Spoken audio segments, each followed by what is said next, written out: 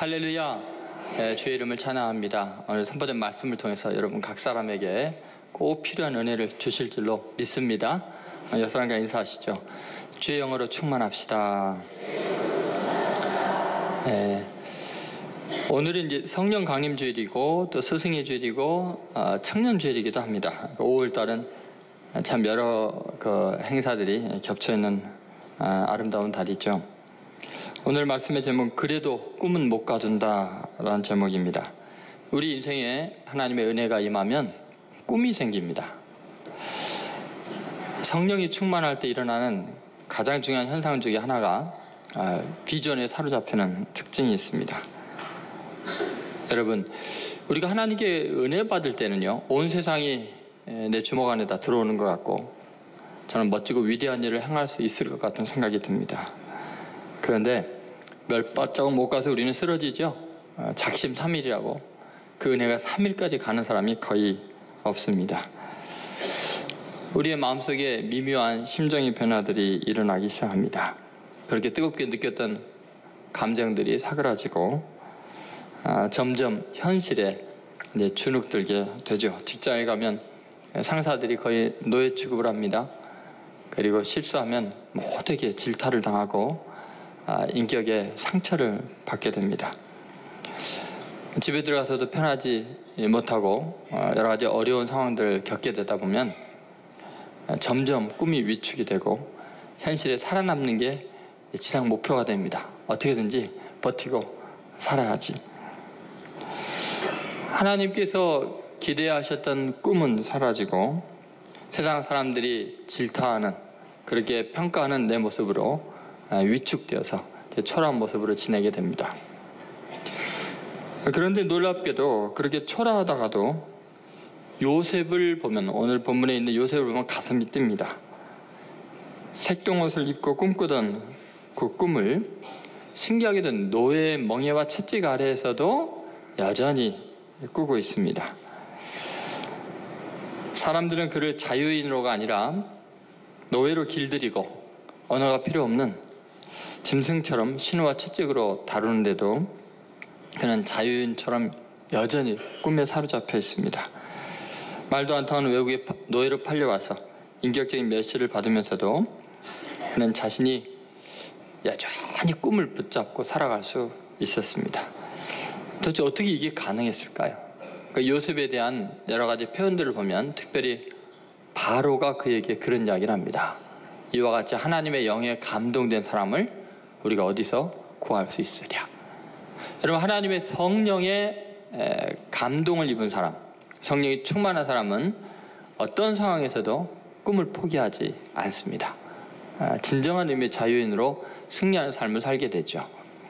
왜 그런가? 그 성령의 특징이 꿈을 꾸게 하는 특징이 있습니다.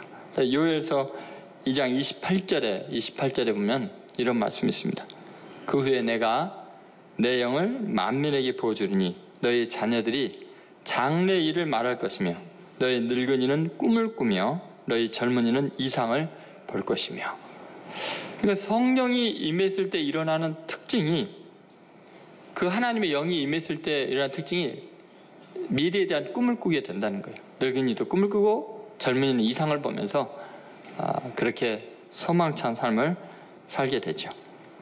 자, 요셉처럼 꿈을 포기하지 않고 끝까지 꿈을 이루는 놀라운 은혜가 오늘 성령이 여러분 가운데 임하시고 충만히 역사함으로 말미암아 이루어지기를 주의 이름으로 소망합니다. 성령 충만해서 꿈을 포기하지 않는 사람의 특징은 정체성에 있습니다. 정체성. 그것을 하나님이 주신 꿈에서 찾았던 사람입니다. 사람들은 요셉을 물건처럼 취급했고 비인격적인 존재로, 노예로 지금 학대하며 그를 함부로 취급했습니다. 그런데 그게 견디기 힘든 이유는 과거에 색동옷을 입은 늘 주인공처럼 중심이 되어서 살았던 사람이 갑자기 이렇게 현실이 추락하면요, 견디기가 힘듭니다. 우리가 참 힘들고 어려운 경우가 언제냐면요, 사람들이 생각하는 나와 하나님이 내게 주신 꿈이 엇박자가 될 때예요. 너무 차원이 다를 때 우리는 마음의 상처를 입습니다. 분명히 요셉이 은혜를 받았을 때 하나님께서 자신에게 주신 그 꿈이 너무 벅차가지고 요셉은요, 그걸 감출 수가 없었어요. 그래서 형들이나 부모님에게 혼날 줄 알면서도, 아니 혼나면서도 기어이 그 꿈 이야기를 하고야 말죠. 해와 달과 11별이 내게 절합니다 하니까 아버지께 혼 안 나겠어요? 아버지 어머니 뭐 다 자기한테 절한다는데, 형제들이. 그리고 형님들의 볕단이 다 내 볕단에게 절하더이다. 욕을 먹으면서도 그 꿈을 말하지 않을 수 없는 그런 벅찬 감격이 있었습니다. 그런데 말입니다, 그의 삶이 꿈과는 다르게 너무나 걷잡을 수 없이 추락을 했습니다. 끝도 보이지 않는 어두운 나락으로 떨어져 곤두박질 칩니다. 운명의 하얀 길에서 요셉은 어떤 반응을 했죠? 놀랍게도 초도 흔들리지 않았습니다. 여전히 하나님과 동행했습니다. 하나님을 원망하거나 세상을 저주하지도 않았고 자책하지도 않았습니다. 어떻게 인간이 이럴 수 있을까요? 요셉은 자신에 대한 정체성을 외부의 판단에 의존하지 않았습니다. 남이 자신을 어떻게 대우하는가, 그거에 따라서 내가 누구인가를 규정하지 않았습니다. 사회적인 위상으로, 평판으로, 세상 사람들이 말하는 것으로 나의 나됨을 규정하지 않았습니다. 요셉은 끝까지 꿈을 붙잡았습니다. 하나님이 주신 말씀을 붙잡았습니다. 해와 달과 별들이 절할 사람이다. 볕단들이, 형님들의 볕단이 내게 절할 사람이다. 여러분, 요셉은요, 사회적인 평가, 사회적인 기준으로 내가 누구인가를 규정하지 않고 하나님이 내게 주신 비전으로 내가 누구인가를 붙잡았습니다. 지금 아무리 초라해도, 지금은 인간 지금 안 받아도 하나님께서 나에게 그런 비전을 주셨으니까 하나님의 뜻대로 세상은 움직여질 것이고 하나님의 말씀대로 세상은 이루어질 거니까 시간의 문제이지, 하나님의 타이밍의 문제이지, 나는 세상 사람들이 규정하는 그런 모습의 사람이 아니다 확신을 했습니다. 여러분, 예수님의 자기 정체성의 규정은 늘 그랬습니다. 예수님은 태어날 때 짐승의 우리에서 태어났습니다.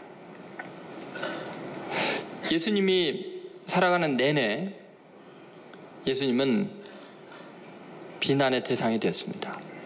사람들이 손가락질을 하고 사랑하는 제자들은 배신하고 팔아넘겼습니다. 마지막 죽음의 자리는 십자가에 매달려서 벌거벗겨진 채 백성들의 저주 가운데 이방인들이 못 박아 죽였습니다.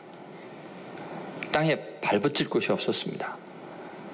누구에게도 마음 둘 사람이 없었습니다. 사랑했지만, 은혜를 베풀었지만 돌아오는 것은 저주였습니다. 예수님은 유혹을 받는 그 시험의 장소에서나 십자가 위에서나 한결같이 자신은 하나님의 아들임을 결코 의심하지 않았습니다. 예수님이 세례받을 때 하늘이 열리고 성령이 비둘기같이 임하면서 하나님의 소리가 들렸습니다. 이는 내 사랑하는 아들이요 내 기뻐하는 자라. 여러분, 예수님의 삶의 현실은 계속 하나님의 아들이 아니라는 부정이었습니다. 겨우 하나님의 아들이라고 인정한 것은 귀신 들린 사람이 와서 인정해 줄 정도였습니다. 그리고 계속해서 세상 사람들은 예수님이 하나님의 아들일 리가 없다는 그런 걸 입증이나 하듯이 예수님을 배신하고 십자가에 못 박아 죽였습니다. 그러나 예수님은요, 세상 사람들이 자기를 어떻게 대우하느냐로 자신의 품위를 잃지 않았습니다. 내가 누구인가를 규정할 때는요, 끝까지 하나님 말씀 그거 딱 하나 붙잡았습니다. 내 사랑하는 아들이요 내 기뻐하는 자라. 아멘, 할렐루야 하면서 세상 사람들이 뭐라 그래도 하나님의 말씀을 더 믿었습니다. 여러분 생각은 어때요? 하나님의 말씀이 현실이 될까요? 아니면 사람들의 말이 현실이 될까요? 하나님의 말씀이 나의 나됨을 규정하게 되어 있습니다. 제가 대학교 다닐 때 27살의 나이로 대학교 1학년에 입학한 그런 분들이 한 5, 6명 됐던 것 같습니다. 근데 그 중에 한 명이 아주 인상이 오랫동안 남습니다. 그 이유는 저보다 광대뼈가 더 많이 나온 유일한 사람이었기 때문입니다. 근데 그분이 온 얼굴이 그냥 기미와 점으로 범벅이 되어 있습니다. 머리는 27인데 백발입니다. 눈이 휑하니 들어갔고 피골이 상접하다는 것이 이런 모습인가 할 정도로 빼빼 마른 사람입니다. 옷이 사계절이 거의 비슷합니다. 그냥 소매 걷으면 여름옷이고 내리면 겨울옷입니다. 도시락을 싸울 형편이 안 되는지 밥을 점심때 못 먹길래 자주 같이 도시락을 나눠 먹었습니다. 그 형과 이야기를 하다가 그 형의 과거를 알게 됐습니다. 이분이 어렸을 때 유괴를 당했는지 납치를 당했는지 새우잡이 배에 팔려가가지고 어렸을 때부터 20대가 되도록 중노동의 학대를 당하면서 지낸 거예요. 그 바다에 그냥 햇빛에 바닷물에 얼굴이 노출이 되니까 머리고 얼굴이고 제대로 정상이 될 수가 없었던 거예요. 너무 극심한 학대를 당하면서 인권유린 속에서 그 10대, 20대를 지낸 거예요. 그러다가 너무나 착하고 유순하니까 감시를 좀 소홀히 하는 틈을 타서 탈출한 거예요. 근데 갈 데가 없잖아요. 그 추운 겨울에 이곳저곳 헤매고 있는데 교회 종소리가 들려서 또 찬송가 소리가 들리니까 저희가 뭐 하는 데인가 하고 들어왔다가 앉아서 설교를 듣는데 하나님은 사랑이시고 예수를 믿기만 하면 하나님의 자녀가 되는 권세를 준다는 듣도 보도 못한 엄청난 복음을 듣게 됩니다.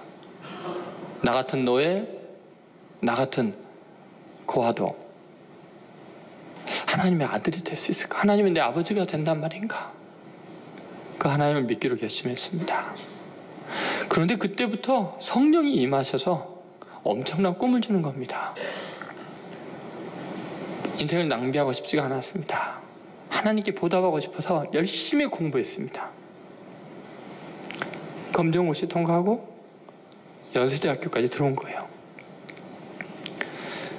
근데 그분이 이게 모습을 보면 너무너무 초라한 것 같은데 눈이 초롱초롱 빛납니다.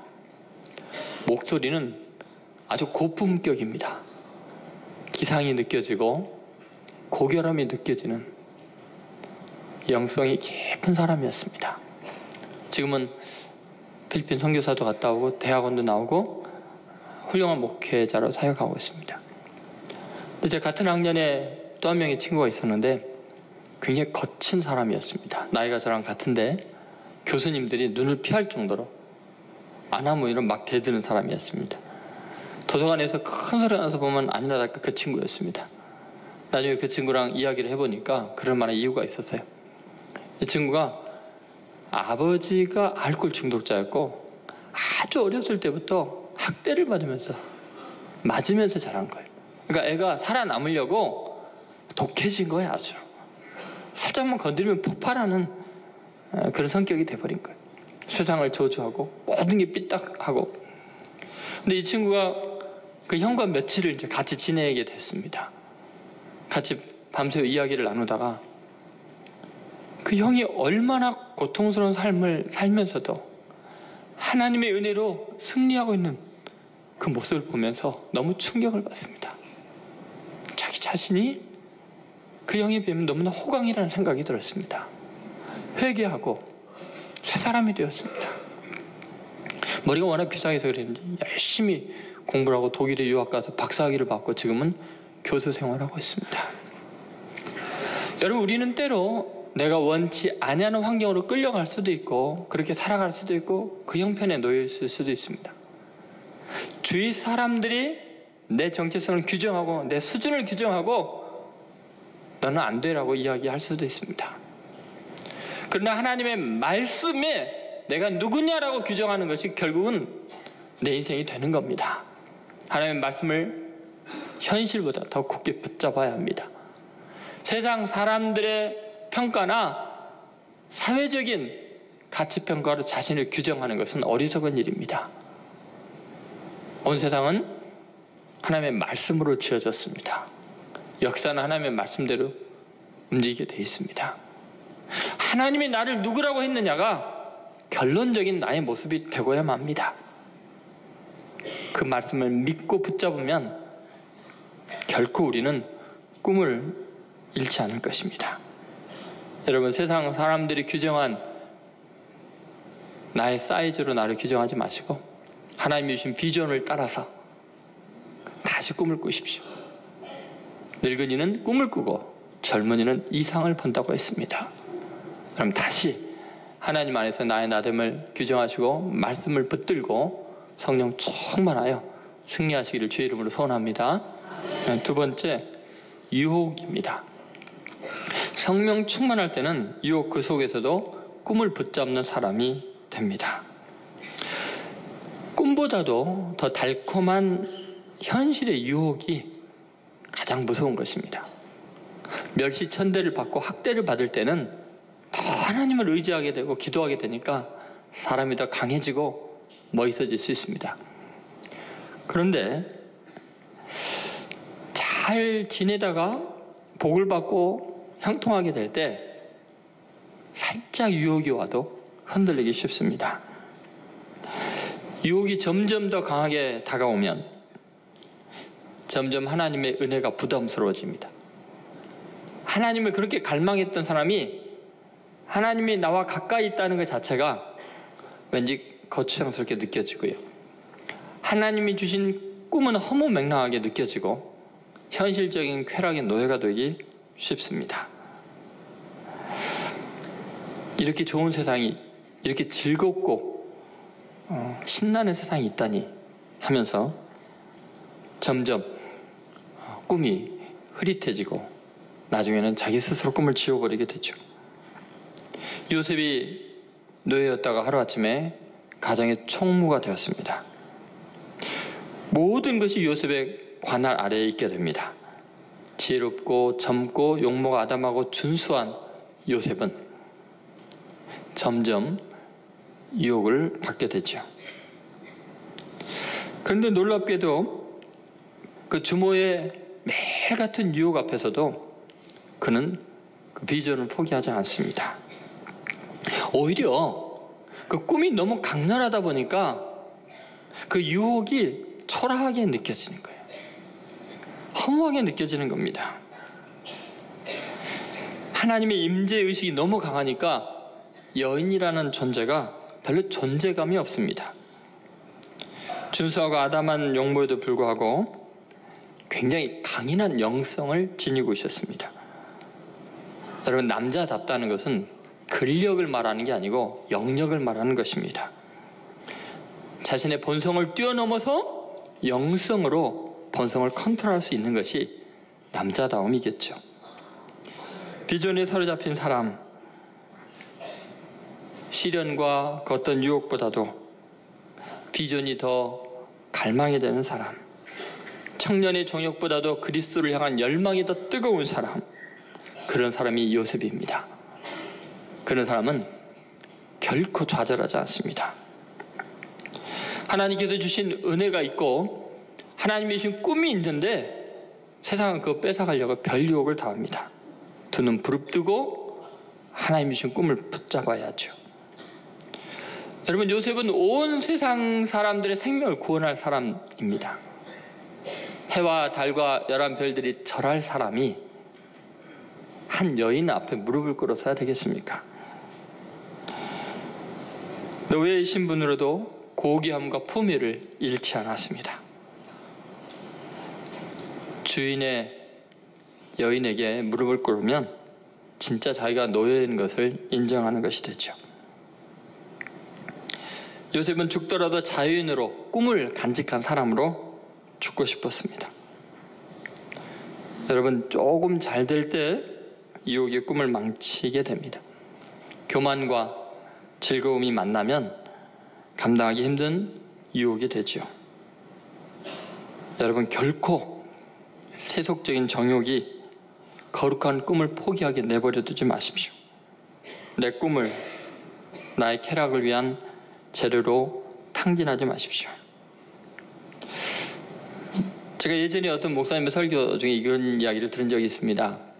LA의 한 교회에 목사님이 신방을 갔더니 거기에 삼성 아메리카의 전무이사 집이었습니다. 이제 가정 예배를 드리고 이제 담소를 나누고 있는데 그 사모님이 서울의 유명한 모 대학을 나오셨어요. 그리고 이제 대학생활 이야기를 하다가 전혀 대학생 때 미팅을 안 했다, 데이트를 전혀 안 했다는 이야기를 듣게 돼요. 또 어떻게 그럴 수 있습니까? 하니까 그 사연을 이야기했는데 이랬대요. 대학교 1학년 때요, 자기 어머니가 믿지 않는 사람이니까 자기 손을 잡고서 점집에 들어갔대요. 근데 점집에 들어가자마자 점쟁이가 자기를 보더니 버떡 일어나더니 영부인님 어서 오십시오 하고 인사를 하더래요. 나중에 장차 대통령 부인이 될 사람이라고 점쟁이가 이야기를 하니까요, 얼마나 복채를 많이 주고 나왔겠어요. 근데 이상하게 계속 그 점쟁이 말이 마음에 남아가지고, 그래 맞아, 내가 영분이 될 사람이지, 대통령 부인이 될 사람이지. 그러니까 누가 미팅을 하자 그러면 미팅을 할 수가 없더래요. 뭐 데이트를 하자 해도 할 수가 없더래요. 왜냐면 나중에 대통령 취임식 때 누가 TV 보면서 저 말숙이 나랑 데이트했던 애인데 그럼 어떻게 하냐고 그래가지고 미팅을 한 번도 못 했노라고.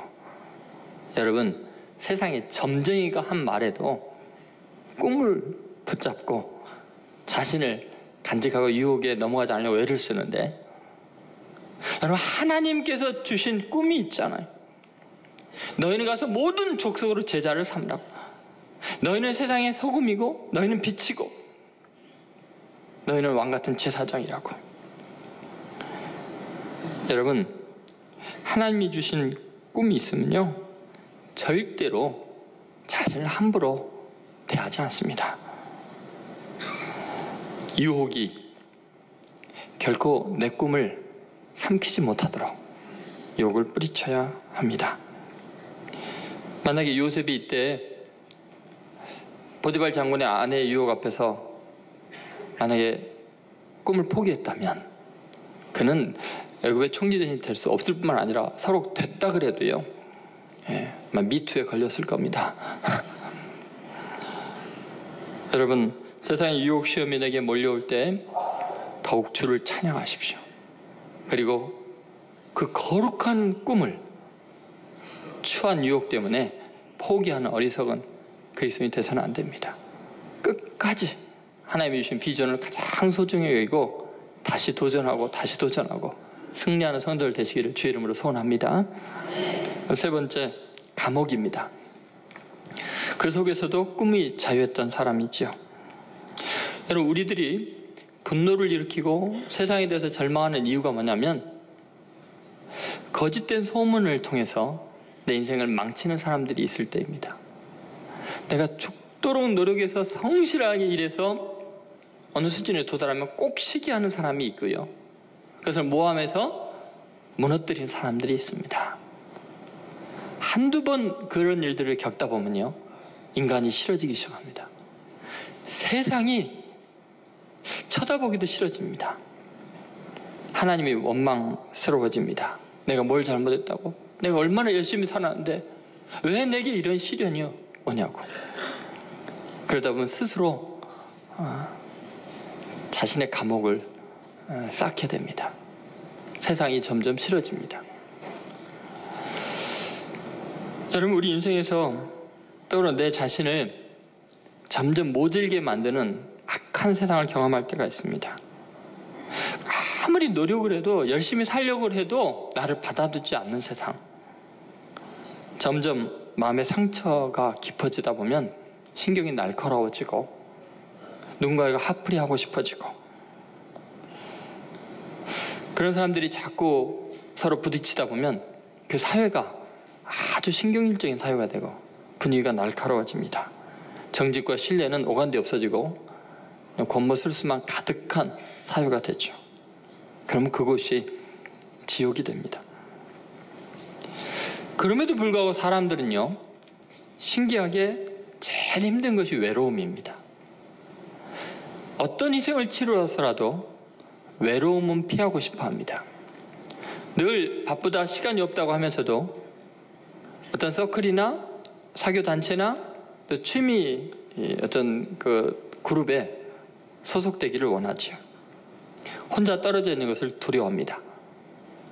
그런데 세상은요, 죄와 악이 있는 곳에는 결속력이 아주 강합니다.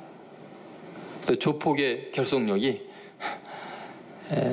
어떤 집단들보다 더 강하죠. 여러분, 우리가 사람들과 어울려 살고 그들에게 인정받고자 하면요, 반드시 타락하게 돼 있습니다.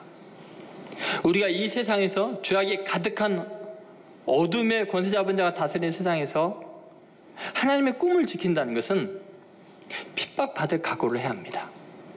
왕따 당할 각오를 해야 합니다. 예수님이 분명히 말씀하셨습니다. 세상이 나를 미워하였으니 제자인 너희들 미워하는 것 당연하다. 내가 세상에서 환난을 당했으나 담대하라. 내가 세상을 이겼노라. 여러분, 우리는 주님의 주신 말씀을 붙들고 그 꿈을 이루기 위해서요, 꼭 결심해야 될 것이 있습니다. 그건 세상의 감옥에 갇힐 각오를 해야 합니다. 외로움의 감옥. 세상 사람들이 나를 잡아넣는 그 감옥. 보디발 장군의 아내가 요셉을 감옥에 쳐넣게 한 이유는 자신의 뜻을 따르지 않았기 때문이에요. 하나님의 뜻을 따르는 그를 결코 내버려 둘 수가 없었어요. 여러분, 잘못된 길은 넓고 그 문은 화려해 보입니다. 많은 동료들이 그곳으로 다니면서 서로 친하게 지내면서 즐기면서 삽니다. 그러나 하나님의 뜻대로 사는 그 길은 좁고 협착하고 많은 고난이 따릅니다. 그래서 그리로 들어가는 자가 적다고 마태복음 7장 13절 14절에 말합니다. 그 길에는 분명히 비난이 있고 모함이 있습니다. 요셉처럼 어쩌면 결국 세상에서 완전히 격리되는 사람이 될 수도 있습니다. 여러분, 그러나 우리는 그 외로움 때문에 꿈을 포기해서는 안 됩니다. 요셉은요, 세상에서 격리되는 것에 대해서 두려움을 느끼지 않습니다. 이미 각오를 하고 있습니다. 감옥이라는 고독한 그곳을 어쩌면 요셉은 더 깊은 영성의 자리로, 기회로 생각했는지 모릅니다. 요셉은 이 누명을 벗으려고 몸부림치는 흔적이 없습니다. 하나님을 원망하거나 사람을 탓하거나 자책하지도 않았습니다. 왜 내가 열심히 살았고 하나님 뜻대로 사는데 이런 일을 경험해야 합니까? 왜 이런 고통스러운 일이 내게 생겨야 합니까? 왜 이렇게 억울한 일이 내게 생겨야 합니까? 하고 낙심하지 않았습니다.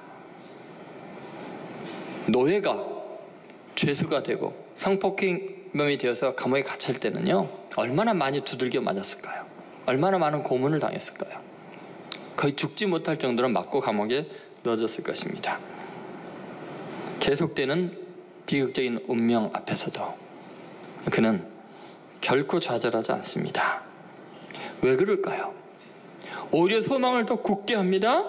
오히려 의욕이 넘칩니다. 왜 그럴까요? 분명히 하나님은 내게 꿈을 주셨습니다. 해와 달과 별들이 절하고 볕단이 절하는 꿈을 꿨습니다. 그런데 계속 현실은 추락입니다. 놀랍게 요셉은 그렇게 생각한 것 같아요. 도대체 하나님이 나를 얼마나 크게 쓰시려고 이렇게까지 연단하실까?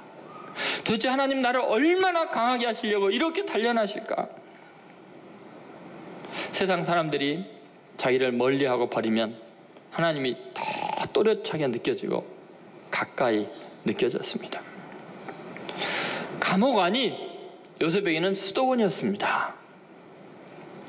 그 감옥 안이 세상 사람들을 떠나 하나님만을 생각할 수 있는 가장 좋은 영성의 근원지였습니다. 여러분, 누가 이 사람을 무너뜨릴 수 있겠습니까? 하나님의 함께 하심을 느끼는 사람은 세상이 고독하게 만들 수가 없습니다. 그 꿈을 좌절시킬 수 있는 사람이 누가 있겠습니까? 어렸을 때의 꿈과 점점 멀어져가는 현실, 그 속에서도 여전히 그는 위를 쳐다봤습니다. 거룩한 꿈은 엄청난 추진력이 있습니다. 하나님이 함께하면 초막이나 궁궐이나 감옥이나 병원이나 그것이 하나님의 나라가 됩니다. 얼마 전에 한 분이 저에게 카톡을 보내서 전직 대통령을 이제 면회 가려고 하는데, 감옥에 있는 대통령을 면회 가려고 하는데 기도 좀 많이 해달라고, 그분에게 정말 하나님 앞에 다시 서게 되는 그런 기회를 이야기하려고 한다고 그렇게 카톡이 왔어요. 그래서 제가 기도하고 그런 이야기를 해줬습니다. 감옥이나 수도원이나 무슨 차이가 있냐? 다 좁고 음식 변변치 않고 세상과 격리된 것은 똑같지 않냐? 다만 한 가지 차이가 있다면 감옥은 남이 넣어서 들어온 거고 수도원은 자발적으로 들어온 거 외에는 결과적으로 똑같지 않냐? 여러분, 고시원이나 독방이나 별 차이가 없습니다. 그런데 여러분, 감옥에 있는 그동안이 세상과 완전히 격리돼서 바라리가 없어서 하나님만 바라보고 하나님께 깊이 기도한다면 그 감옥이 아니고 그건 수도원이다. 최고의 영성을 회복할 수 있는 기회이고 하나님을 만날 수 있는 기회이고 인생의 가장 소중하고 아름다운 순간이 아니냐. 여러분, 우리 인생에서 어떤 시련이 와도요, 우리의 꿈을 포기하면 안 됩니다. 왜냐하면 그 시련이 우리를 하나님께로 인도하기 때문에, 더 하나님의 비전을 또렷하게 만들기 때문에 그렇습니다. 요셉은 환경에 짓눌리질 않았습니다. 하나님의 임재로 가득한 사람은 절망을 하고 싶어도 절망이 안 됩니다. 바울과 실라는 빌립보 감옥에서 돌에 맞고 채찍에 상하고 착고에 차이고 있는 상태에서도요, 하나님께 예배하고 기도하고 찬양하는 그 기쁨을 멈출 수가 없었습니다. 그러니까 감옥이 감당이 안 돼서 옥문이 터져 나갔습니다. 요셉은 결국 감옥에서도 왕처럼 품위를 잃지 않았습니다. 긍정적이고 매사가 적극적이었습니다. 감옥을 감독하는 그 감독자가 요셉에게 반해버렸습니다. 감옥 안에 모든 사람들과 재반 업무를 다 요셉 마음대로 하라고 했습니다. 그랬더니 그 죄수들이 얼굴이 밝아지기 시작했습니다. 칠흑같이 어두운 감옥, 지옥 같은 그 감옥이 갑자기 하늘나라로 바뀝니다. 요셉의 명민함과 성실함과 남을 배려하는 고귀한 인품 앞에서 그 감옥은 갑자기 교회 같은 분위기가 됩니다. 하나님의 나라가 됩니다. 여러분, 초막이나 궁궐이나 감옥이나 병원이나 내 주님 예수 모신 곳이 그 어디나 하늘나라인 줄로 믿습니까? 네. 여러분, 청년 시절에 여러분이 갖던 꿈이 지금 어디 있습니까? 왜 세상이 뺏어가게 내버려 둡니까? 왜 세상이 제한하는 대로 여러분의 삶을 그렇게 흘려보내십니까? 하나님께서는 요셉의 인생의 잔가지를 다 쳐내고 거목이 되어서 하늘을 찌를 듯이 그의 꿈을 키워나가셨습니다. 여러분, 아무리 외롭고 괴롭더라도 세상 사람들과 똑같이 살 수는 없습니다. 저 고난당할 각오를 하고요, 내가 세상에서 격리되더라도 그러면 하나님과 더 친해지면 되지 뭐. 온 세상이 다 좌양자를 하고 있어도 혼자 우양우를 할 수 있는 용기가 있어야 합니다.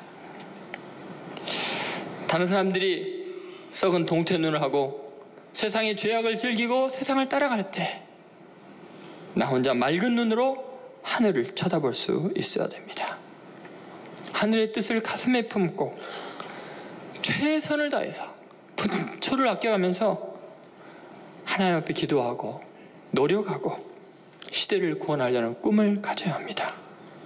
세상 사람들은 너나 구원하라고, 니나 잘 살라고 하지만 우리는 하나님의 나라를 꿈꾸고 있습니다. 온 세상이 날 버려도 주 예수는 날 안 버립니다. 끝까지 동행하십니다. 세상 사람들이 가하는 모든 고난들이 내 꿈을 늦추는 것 같고 무너뜨리는 것 같지만 그것은 오히려 발판이 되고 하나님의 지름길이 될 뿐입니다. 요셉은 온 세상에 쌓은 그 담을 뛰어넘어서 하나님이 주신 꿈을 이루어 나갑니다. 마귀는 요셉을 감옥에 가두면 매장될 줄 알았는데 오히려 감옥이 왕궁으로 통하는 비상출구였습니다. 이사야서 45장 7절에 이런 말씀이 있습니다. 같이 읽겠습니다. 나는 빛도 짓고 어둠도 창조하며 나는 평안도 짓고 환난도 창조하나니 나는 여호와라 이 모든 일들을 행하는 자니라 하였노라. 여러분 믿습니까? 여러분 지금 인생에 빛이 비치고 있습니까? 아니면 지금 어두움 가운데 있습니까? 그 어두움 순간이 절호의 기회입니다. 왜냐하면 어둠을 통해서 우리는 하나님을 만나기 때문에 영안이 밝아지니까. 만약 이 어둠의 순간이 없으면 하나님을 볼 수가 없습니다. 하나님은 우리 눈을 만들 때 눈동자를 까맣게 만들 때 흰자로 세상을 봅니까? 어둠을 통해서 우리는 빛을 봅니다. 하나님은 우리 인생에 평안도 짓고 환난도 짓습니다. 지금 감당할 수 없는 시련과 환난이 있는 것 같지만 그것 때문에 하나님을 체험하고 새로운 꿈을 갖게 될 거예요. 그동안 세상에 돈과 명예와 썩어질 것을 위해서 살았던 사람이 영원한 하나님의 나라의 가치를 바라보는 놀라운 변화가 하나님이 내 인생을 바꾸시고 영적으로 새롭게 하는 놀라운 은혜를 경험하게 될 거예요. 하나님은 결코 끝내지 않으십니다.